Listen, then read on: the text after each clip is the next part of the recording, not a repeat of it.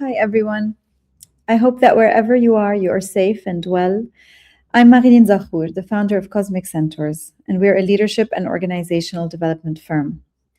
Today, you're joining us for the 6th session in the 7th Annual Cosmic Conference, which is a 3-week virtual conference taking place between March 25th and April 17th.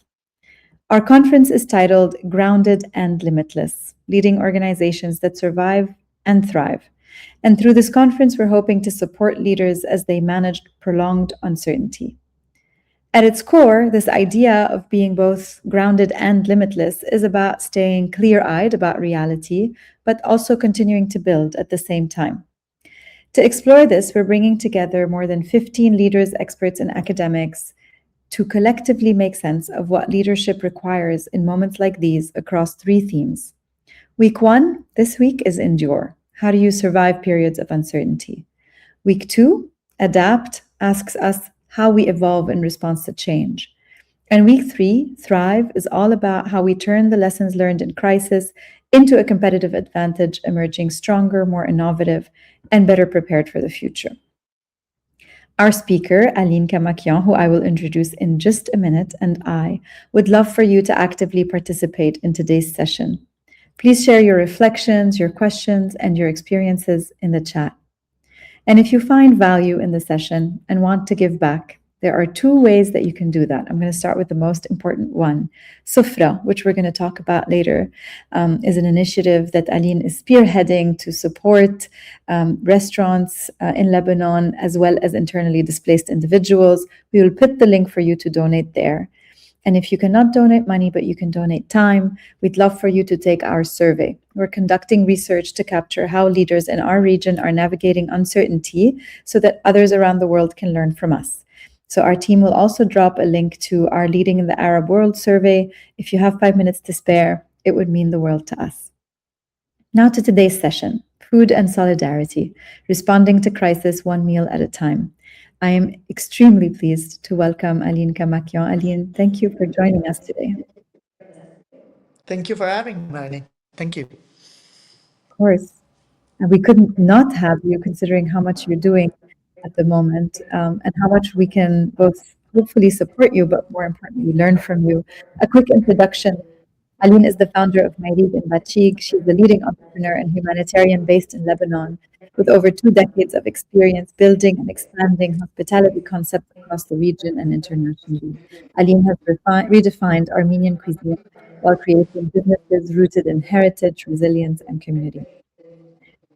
Beyond her work in hospitality, she is a chef ambassador with World Central Kitchen, leading large-scale food relief efforts in times of crisis, and the founder of initiatives like Sofra that mobilizes local restaurants and partners to deliver dignified food support to internally displaced individuals. Let's talk about what we're going to be talking about today. In our region, crises are not isolated events. They're layered, they're continuous, they're interconnected. And in these moments, leadership becomes about not just supporting businesses, but also holding people, communities, and sometimes entire ecosystems together. In today's session, we're going to explore what it takes to lead through repeated crises while staying anchored in your values and turning ideas into action, not in days, but in hours, when the time is compressed and the stakes are high. Aline, you and I know the situation in Lebanon quite well, but for our listeners here who may not be as aware, a little note to say that over the past 2 decades, leaders in Lebanon have navigated political instability, economic collapse, of course, the Beirut port explosion, and more recently, ongoing conflict and displacement. And according to the World Bank, our economic crisis is ranked among the top 3 most severe crises globally since the mid-19th century. And yet, what is always striking, especially like to me as an expat, is that instead of simply surviving these moments, leaders like you continue to build and adapt and expand. You've lived through all of this firsthand, and it's something you speak about all the time. And very powerfully in a recent LinkedIn post, you said, "We never operated in stability. It's not about reacting, it's about continuing no matter what the situation is like." You've built and sustained your businesses through multiple crises in Lebanon. Talk to us about what leading through that means and how you've evolved as a leader over the last couple of decades from your first crises up until today. Um, okay.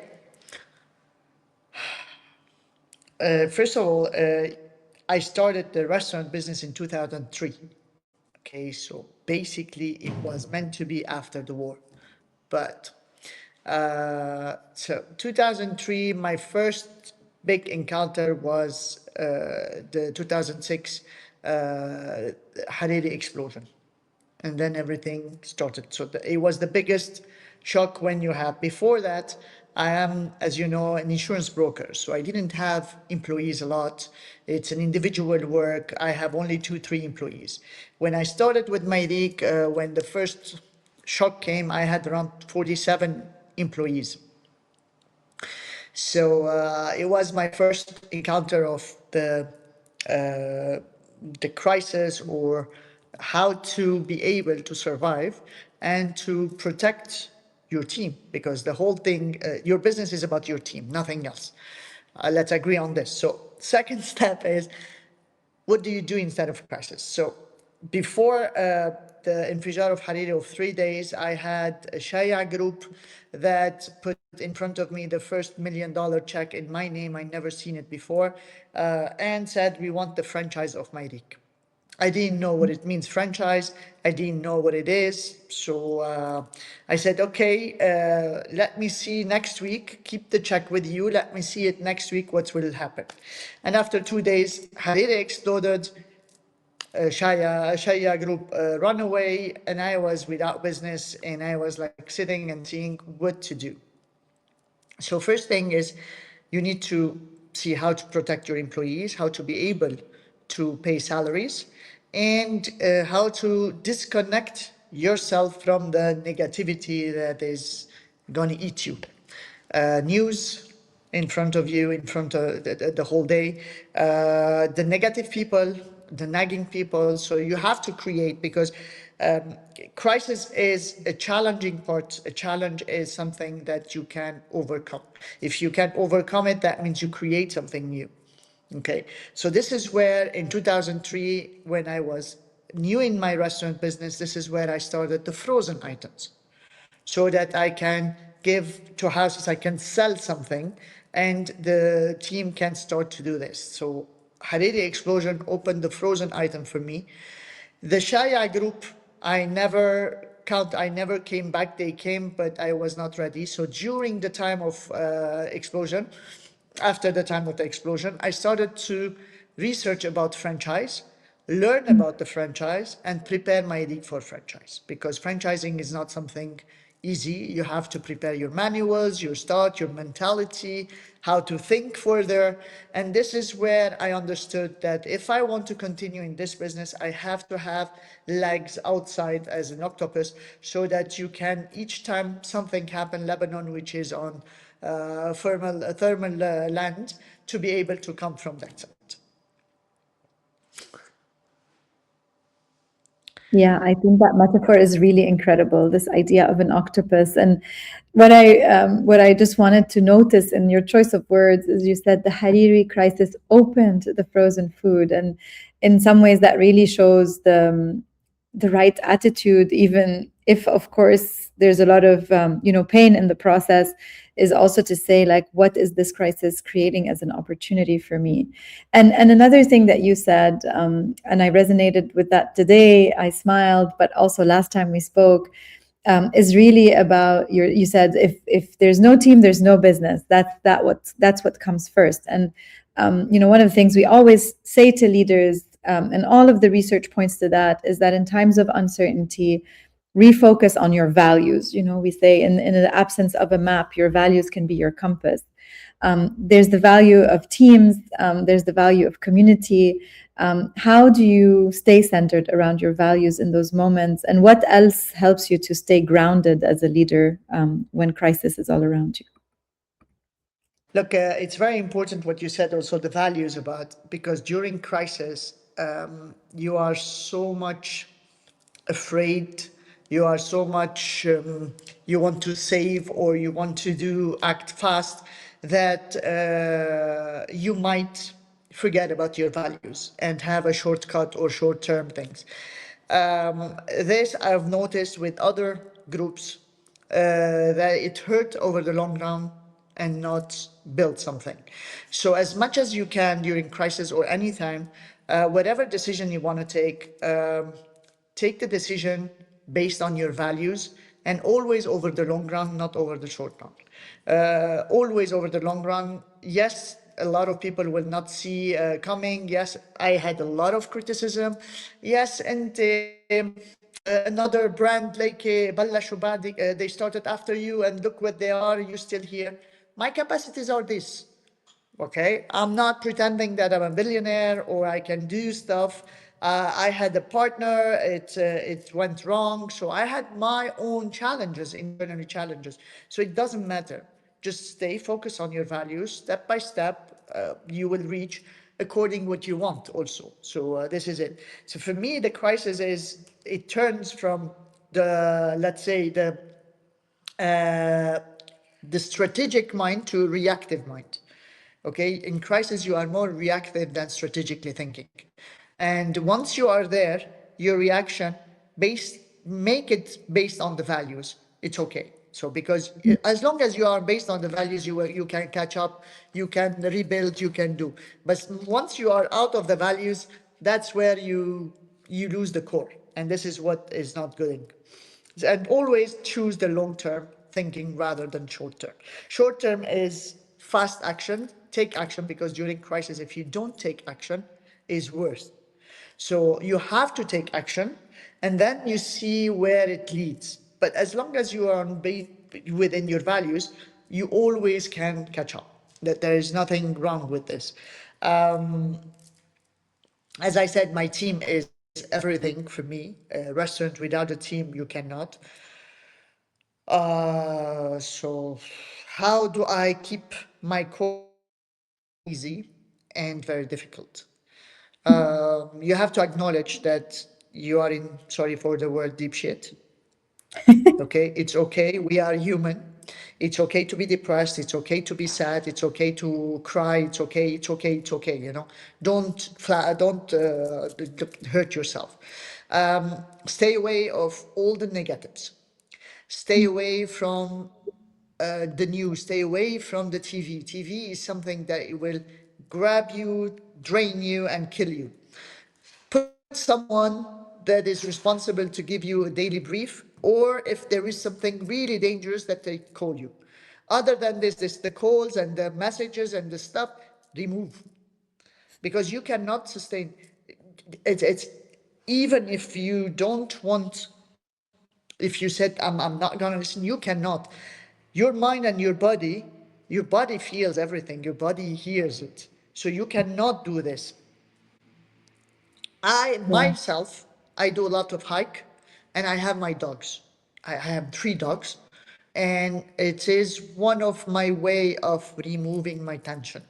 Walk with them, play with them, do crazy stuff with them. It's very important. Uh, Go out and walk.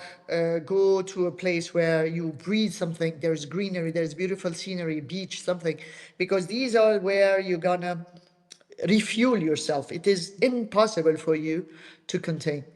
And let's say last week, for example, I could not do my sports. Sport is one of the most important thing.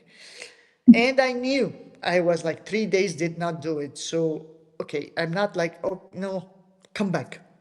It's okay, Mm. slowly, slowly, but come back. Stay away from alcohol. I drink, I love to drink wine. I make sure in these days I drink once a week, not more, because it's also, it drains you out. Sports, good people, laugh, make jokes, Yeah, go out. absolutely. I agree with you You have to go 100%. out. You have to. I've been joking with everyone that since, obviously Dubai is not in such a bad place as Lebanon is, but still for us, it's a little bit of a stressful moment. And so ever since this period started, I've actually been going out a lot more than I would normally. I'm saying that my Lebanese genes have activated. There's a reason that we say we're one of the best party people in the world. It's because we've always been living at the center of life, because we never know how long this life is going to last us. And so I really resonate with this idea of staying at the center of life. I also really resonate with, remaining true to your values, because then you always have something you can build from. If you compromise the first principles of your life, then you'll have much more to rebuild than just a business. And I also know, Aline, that something that is very unique to you is that not only do you care for yourself and for your team, but also you gave me a lot of really beautiful examples the other day around how you've extended that to the community and the broader system, whether it was after the port explosion. Later we're going to talk about Sofra as well. You don't just say that your business is your team, you also say that business without community is nothing. Tell us a little bit more about how an individual can help to support their community. Look, unfortunately, each catastrophe teaches you whether you want it or not. The Beirut port explosion was a huge, huge, huge lesson for me. Very expensive, but a huge lesson. First of all, all my life I was kind of a donor. Always either with scouts or humanitarian or money or on the board or something. But I was never a receiver. And at the explosion, I was a receiver. I was wounded, my team was wounded, I lost everything, I was bankrupt. So I was a receiver. And to be able to receive, it's completely another thing. It's completely another thing. It's much more harder than to give. And receiving taught me a lot of things, taught me a lot of things about me, taught me a lot of how much you will shut up your dignity to be able to receive. Like it is very difficult. Sure. And the other thing is you learn, or unfortunately you discover who loves you not, who's jealous, who's not. It's like kind of you're seeing your funeral, you know? Am I lucky to see that or not lucky? I don't know, because I wish I did not see, honestly speaking, because I was so disgusted from some. The third thing is, if I build Mayrig in Jemmaise and I build a castle, beautiful castle, and surrounding is smell, is dirty, is broken things and stuff. Yes, the castle is shining, but your surrounding is no. It's not the same. Whereas if it's not a castle, but if it's a simple building with a beautiful entourage, the ambience, the place brings good values, bring good people, bring good energy. So it is very important for us to stand up together, whether building, whether sporting, whether, it's the same thing. Imagine you're a basketball team. I was always the captain of the basketball team and you are an excellent player, but your team does not. So you are a shining star, but your team lost. It's not relevant. So in business, for me, is the same thing. Business without a community, okay? There is no why. So you might be able to do a lot of money or shine up and stuff, but then that's it. It stays there. For me, no. For me, it's very important to definitely make money, because without money, you cannot sustain. Okay, you have to make money. It's nonsense to work for no money. Definitely, you need to build a community. You have to have a why that is so strong that wherever you are, and you or your team, that why is the diesel for you to be able to continue. That why is everything for you to build on. It is very difficult, a business with a strong why, to go bankrupt. Very difficult. I've been there so many times, and it's my why that kept going. I think that's a really beautiful, um, I mean, it's a really beautiful mantra to stay with that if you have a strong why, you cannot go bankrupt because one way or another, you will find your way to value again. And one of the things you shared with us last time, Aline, that I thought was really, really interesting, in addition to all the things that you do to keep you grounded, you shared with us, I asked you, what is your personal playbook when a crisis hits? And you shared with me some examples, of course, some around how you don't listen to the news and how, you've assigned somebody on your team to let you know if something important comes up or if you are physically in danger in the area that you're in. And you also gave us other examples, like, for example, your ideas book. I wonder if you could share with us all of the reflexes, let's say, that as a leader you go back to that allow you to find that renewal even at a very difficult time. Okay. My ideas book is my partner. Okay. So because I every time tell her about my dream. I wish I have time to do this. This is, or when we travel or something, you see something and you write that you can do this, or I see a recipe that I can create upon, or I see a location that I want, or I see an idea, a style of boxes and stuff. So, and this is a way of when you are in such a situation like our war right now, you're not in a creative mode. You're in survival mode. Okay? So creative means you have to be very happy, relaxed, crazy to create. In this moment, I open my book. I open my notes, I open whatever we've done, and we've seen, oh, I wanted to do, for example, the lahmajun. In COVID, I've seen every time we used to say the lahmajun, the Armenian pizza. And I never seen a lahmajun, a nice delivery place, or, za'atar uzet did the za'atar uzet or الجبنة Lebanese style. And the Armenian style were never done. And during COVID, Mayrig was not known for the delivery and was very expensive. Okay, so everybody was looking for something nice but not very expensive. We don't know how long this COVID will go, how long we have the salaries maintained. And this is where we started Lahmajun.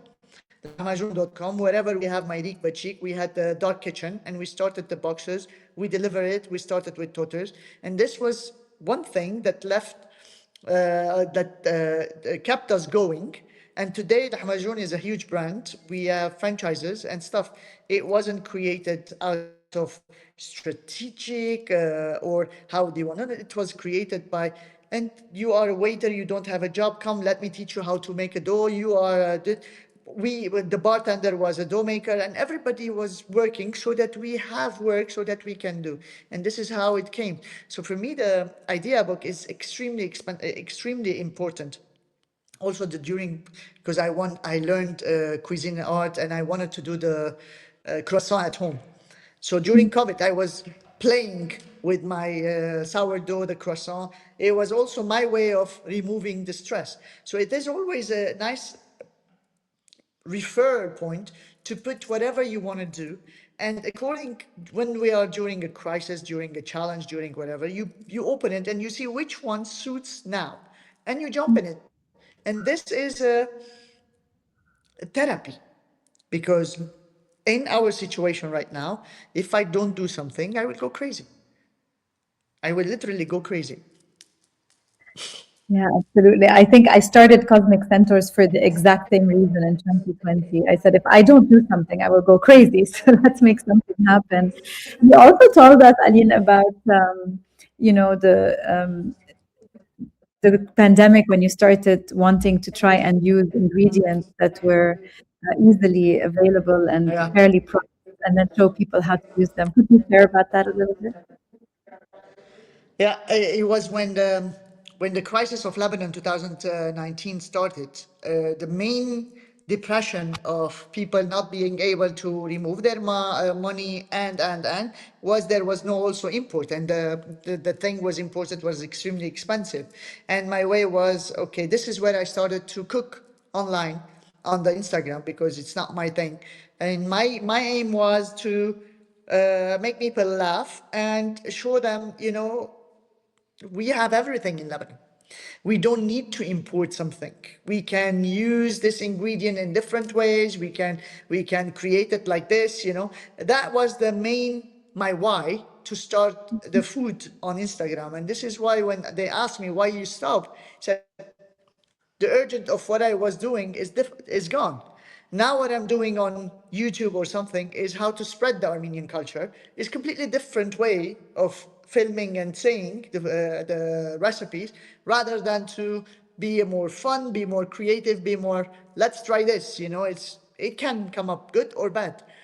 So again, this is the challenge, and there is an opportunity versus it. It's very easy to talk about it. I know. I know what it means to be in challenge right now. I'm going crazy. I have 120 employees. I need to find ways of salaries. I need to find ways of paying.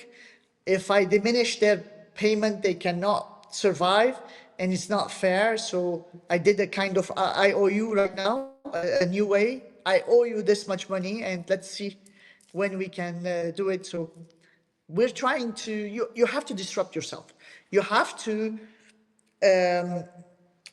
break your routine, break your comfort zone so that you can come up. Otherwise, you will be broken completely. Yeah, absolutely. Thank you for sharing that. I want to first there's a couple of questions in the audience. I want to take one now because I think it's a good moment to ask it, which is that, oftentimes, leaders, we kind of, we don't give ourselves the choice, right? Like all these people rely on us. We have to wake up in the morning. We have to be proactive. We have to take action. We have to move. But you gave us a lot of beautiful examples earlier about, well, you know what? And also the bartender became the dough guy, and the waiter started doing the mix and whatever it is.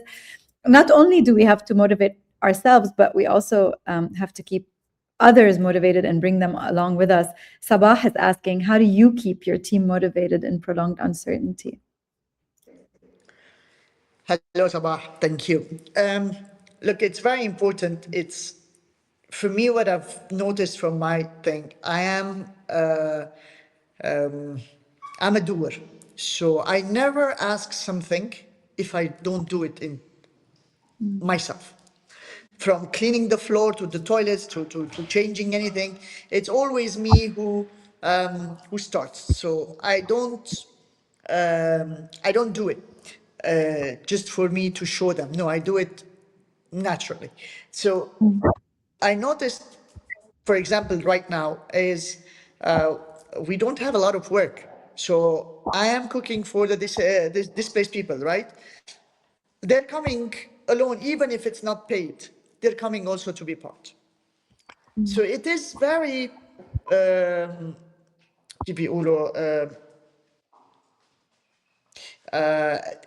it shows, and they copy you, Yeah, and you pay it forward. this is it. They look forward and they start to do it. So motivation for me when I started with the bartender explicitly, and by the way, this bartender turned to a Ferran, and he opened his own Ferran Matra. Just for you to tell you that this exact bartender discovered the love of the dough within a challenge. And he has in Jamaica a nice location called Oven, something like this, if I'm not mistaken. So it is always very important for you to believe in what you're doing. Because if I believe in what I'm doing, I don't need to talk. My body language, my way of doing it will show for the rest. If I'm selling something, some people will buy, some will not. But it won't last because if you're living it, it will last and it will create this big roller and big boom that it will grow and grow and grow. And this is the culture. This is how you create the culture of the company. And this is how my culture is created, my company's culture is created, because it's what I believe. From the waiter to the manager, they have the right to offer the client whatever they want. just because they saw me doing it, they do it. Okay, that's the idea of it.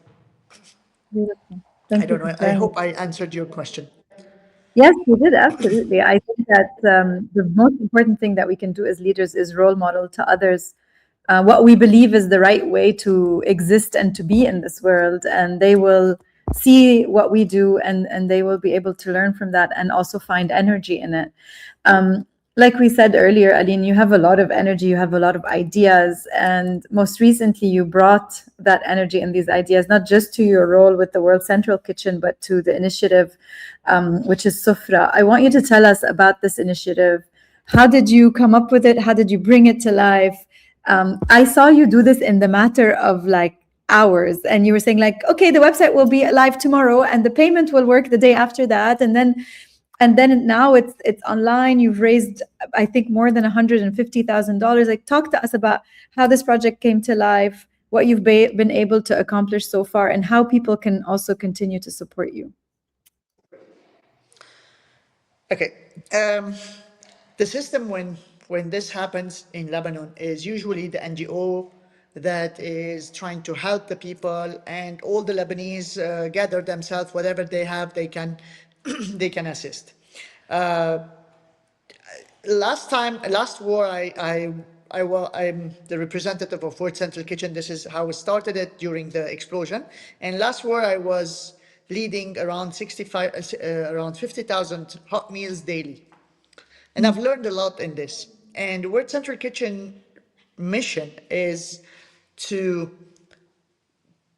feed every single person, whoever they are, wherever they are, while using restaurants and chef. What they say, if you are sick, you go to a doctor. So if you are hungry, you go to a chef. So this is the style of World Central Kitchen. And what is nice about it, I've learned it and I've seen it, is that you, first of all, you don't have the problem of food poisoning, or it's not tasty, or it's not good, or whatever. Okay, and you have the consistency of a restaurant. And we have a lot of NGO in Lebanon that every single one opened the kitchen or brought some chef or brought some ladies or volunteers and stuff. Very good, very nice. But it's not a long-term thing. And it's not a consistent thing. And we had a lot of problems. I was cooking 50,000, okay? I never had a problem. And I'm a single woman. Not that I have 17 employees and drivers. No, I don't have anything. I just went to the restaurant. I said, listen, I need this. So how much will it cost me? We've done the calculation. I need this protein, this. We know how to talk this language.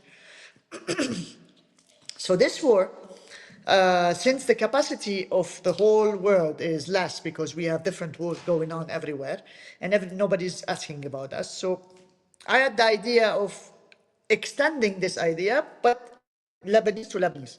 That means Sofra is a platform where you as a donor, you can give the money, goes directly to the restaurant without any loss in between except the 3% if you're paying credit card. If you're transferring, you don't have that. Imagine how powerful it is for being transparent, good food, you know where it's going and with whom you're going. If you have a restaurant that you care, you can donate to that restaurant. If not, you can donate for the rest. 150,000 is very good, but yet it's not enough. We need to make it better so that we can save all the restaurants as much as we can. The $3 meal is calculated how you have $1 to $1.20 the quality, the ingredients, and you have $1.50 salaries, and this is how we're covering. So the restaurateur is not making any profit. It's helping the entrepreneur to keep the employees, to pay their salaries, to keep the ecosystem. We are linked to all the farmers and stuff. Last week we had a lot of cabbage. They didn't know what to do, so we created food with it. This last week we had eggs. Everyone was shouting that the eggs are not going to getting sold. We don't know what to do. So I've done ajje, I've done Chinese, I've done, like we do this. We hear the producer, the farmer, and we try to accommodate so that we use. So my whole idea is to buy from Lebanese, to cook with Lebanese, to feed Lebanese, and to keep the whole ecosystem going. And as I said, you have to have good connection and crazy people like you. Siren, Carol, the owner of Siren, is crazier than I am. In one day, she did the app and we did this. I have an NGO called Sawa Bless. We don't have an employee because it was created and stagnated there. So we use the financial bank system of the NGO without, again, any cost, any management fee, any. So this is how it turned. We went to the Minister of Tourism. She was crazy about it. She's talking. We are all talking to get some money. It is not enough yet. Not all restaurants are being able to get funded yet. We hope that this boulonnage will find a fact. But I find that today it's not about feeding people. It's not about keeping this. It's not about only this. It's about survival of the whole ecosystem of Lebanon. If we don't do something about it, Lebanese businessmen are tired. There's no banking system. War after war, we don't have reserve. We don't have a cushion anymore. We are resilient, yes, but sometimes you need more than this. Character is there, but you need funding. And there is no the Arab words to be able to find the GCC countries because they are in war. So all these challenges are suddenly all on top of us. So we need to be together to be able to bypass this black days. Thank you, Aline. That's really, I mean, first of all, it's such a beautiful mission. I love that every single player, whether they're a giver or a receiver in the system, is fully honored. I also remember you telling me like the food has to taste good. And I really love that. Like you're not sacrificing any of your beliefs or values. You want to offer quality to everyone.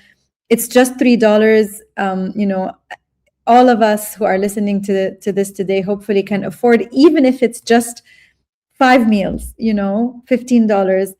It's really nice to see where the money goes. I've donated, and also the transparency is there. I've already received communication from you about how the money has been used. I also really want to resonate with, you know, I spoke about this in my opening keynote, but a lot of the research on resilience, so to speak, and resilient organizations and individuals talk about this act of bricolage, right? And what you just said, like, listen, I brought this, Carol brought that. We happen to have an NGO over here. We just reused it and we used the infrastructure. And it's really about bringing together things that once they come together, they suddenly have a lot more value. And so I think that's something that's really incredible about this project. And I want to call on, all of you who are listening to us today. It's really easy to donate. The money really goes directly to the right people and to the ecosystem. And again, that's another one of these incredibly valuable approaches where the community, the teams, all the things that Aline believe in are coming together under this project. We will post a link to that. Aline seems to have lost her internet connection. We're going to wait for her to come back. But reflecting on this journey and everything that Aline brings to us, I mean, I've seen also in the comments so many of your own reactions. It's really, really inspiring. And when we see a leader like that, we're always humbled because, I always say, like, of course, we're going through a tough time, but I'm sitting here in Dubai with, to this day, alhamdulillah, electricity and air conditioning and support and a banking system that works. And whenever I speak to individuals like Aline, I'm just, I keep going to say, I'm not doing enough. So I'm really motivated by that. Aline, welcome back. I know you lost your connection there for a bit. I think Let me there's come another... back because everything, electricity and everything. You're all good. You're here with us. You're fine. Yeah, I'm getting. You're here with us. You're fine. Okay. Here we go. You were back. Yeah, sorry So for that. what's the question? No worries at all. We expect this to happen. So I just kept talking. So you're all good. But I think I want to ask you a couple of the questions that are, coming from the audience as well. Hadil asks, what is one thing that you stopped doing that has helped you lead better in the crisis? I learned how to say no. It was one of my most difficult thing. Is I learned how to say no. I learned how to put my phone on silence at night and sleep. So if you want to help someone, you have to start by helping yourself. Because we're human, we're not robots. I have limits. I'm not superwoman, superman, super whatever you want. I wish I'm not.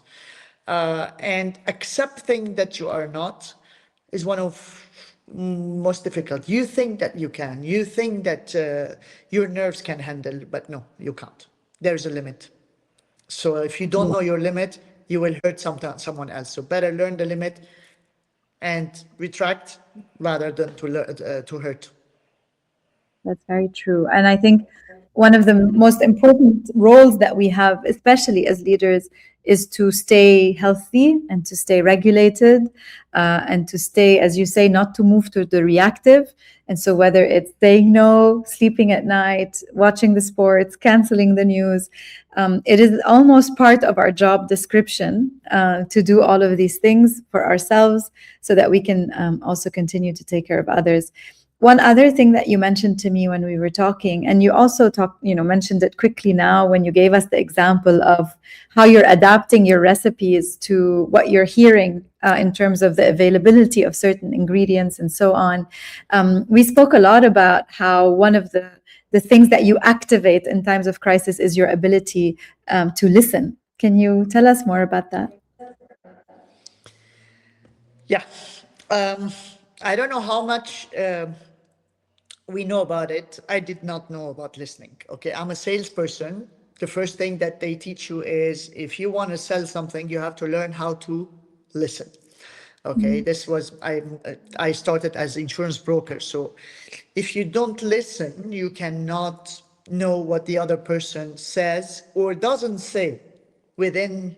You have to listen between the lines. You have to listen with the body language and stuff. We have a lot of complaint now with the food, for example. Okay, you have to understand that people are not happy that they are displaced. People search for their home, for their style of food, for their style of things. So people are angry, people are edgy, people are not fun. So you have to be somehow of the sponge that will absorb. You cannot, because you have your problem, but you cannot take it there. We had, I think you're mentioning about the sheikh, right? If I'm not mistaken. Okay. We had a complaint. We are distributing from Biblos 5,000, around 5,500 people, different shelters. And we received a complaint. And 5 chefs came and said, we need to see the kitchen. Please come in. They saw the kitchen and they said that the chicken is not halal. I said, but I have the paper that is halal because it's not me who's bringing the the chicken, but it's the importers. Said the frozen chicken is not halal. So imagine the frozen meat is halal, but frozen chicken is not halal. I said, okay, I agree. Please guide me. He was shouting. He was very nervous. The kitchen manager and the kitchen chef was shouting. Everybody was listening, and I was there. I said, okay, chef, now let's sit. Let's have a coffee. Tell me what is your concern and how we can think this. So we find a way. I listened his concern. He wanted not this chicken, the other chicken, not this, not the other. I could have said in one word, هذا الموجود, and create attention. What I did is let him just burst, tell whatever he has it, listen and try to figure out. Today we are very good friends. We use the same chicken, but in his way. The other way around, we don't mind. But the idea is sometimes a simple ego will deteriorate all your contract, business, everything. My ego is my business. I try to remove the ego, I try to remove it and work on what is best for my baby, whether it's Mayrig, Batchig, Central Kitchen, whatever I'm doing on the spot. What is the best of it? I'm not a saint. I did a lot of mistake, but at least I know what, and where is the worst thing is if I know what I've done and what is the repercussion, this is where I start the guilt trip, you know. But if you can put your ego aside and think of your baby, I think you will forget a lot of problems and you will remove a lot of headaches. Beautiful. Yes, I think being always focused on what matters most. And as you say, like I always say this too, I think the angriest people are usually the ones that just need, I always say like they need a hug, you know, whatever the hug sounds like. They just need someone to listen to them, someone to hear their complaints, and then you become best friends. And I think that story really represents that. I know it's not easy and we're all under a lot of stress, but if you do have more capacity than the other person, then being the one that gives the other person a hug first always helps. Um, Aline, we're coming close to the end of our time together today, but there are four questions that we ask every single speaker to answer before we wrap up. If you're ready for them, I can ask you the question. Shoot. All right. You've given us some examples before about your dogs, about your sourdough, but if I were to ask you now, what is one thing that is keeping you grounded throughout this time? What would you pick? My partner. You're probably 100% of us have said someone in our lives. Thank you for that. But at the same time, you're full of imagination and creativity, and you do this across all of these crises. What is one thing that helps you to stay limitless, to hold possibility and imagination and curiosity? Every time sometimes someone tells me you cannot, this is where he fueled me. I love that. Esprit de contradiction. That's great. What is a leadership quality that you've witnessed in yourself or in others in the Arab world that the rest of the world can learn from?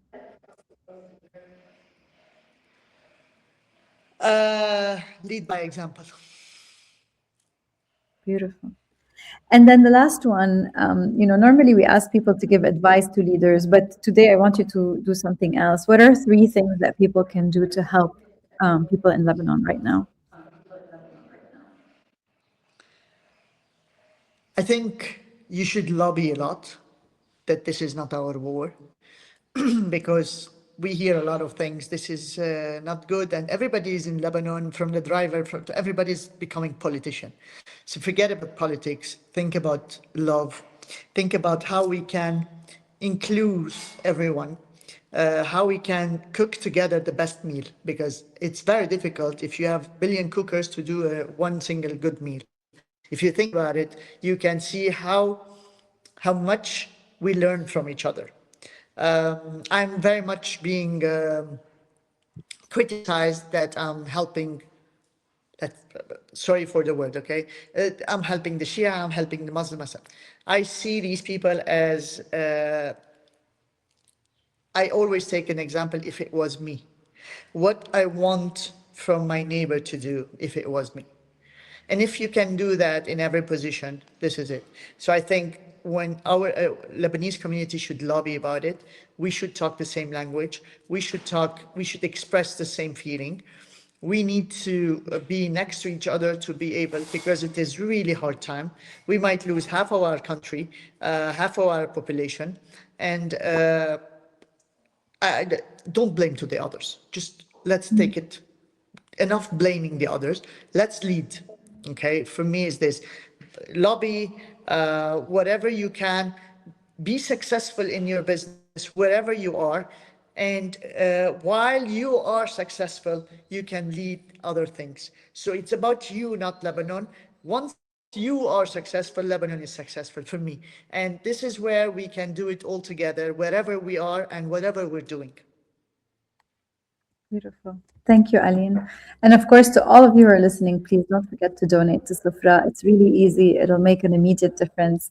And I will give Aline, put a smile on Aline's face and give her energy to do the next crazy thing, which we all need her to do.